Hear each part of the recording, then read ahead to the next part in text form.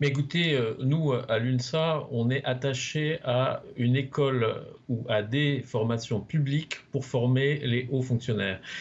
Nous pensons qu'il est indispensable que l'État forme ses agents qui seront en responsabilité.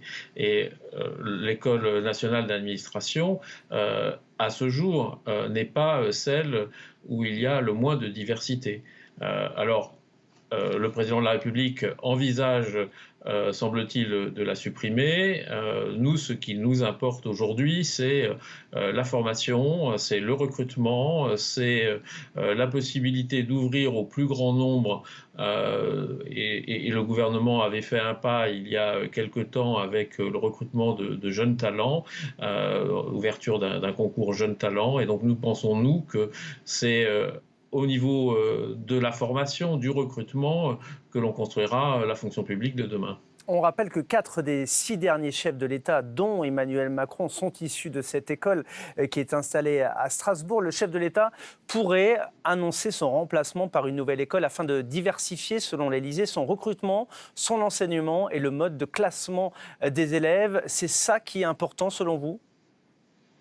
Bah, écoutez, oui, c'est important de voir ces éléments de classement. Mais comme je le disais juste avant, ce qui est important, c'est qu'on garde bien au niveau de l'État la possibilité de former des hauts fonctionnaires. On voit bien que lorsqu'on s'adresse à des cabinets privés, y compris dans la crise aujourd'hui, je pense au cabinet McKinsey par exemple, eh bien on s'aperçoit que ce n'est pas forcément plus efficace que les compétences qui existent aujourd'hui dans la fonction publique, que ce soit les administrateurs issus de l'actuel ENA, que ce soit les directeurs d'hôpitaux, que ce soit les ingénieurs. Il y a beaucoup de compétences et il faut qu'on apprenne aujourd'hui à les utiliser au mieux. Et donc, que l'on améliore la formation, c'est un point positif. Que l'on améliore le recrutement de façon à ce qu'il y ait plus d'agents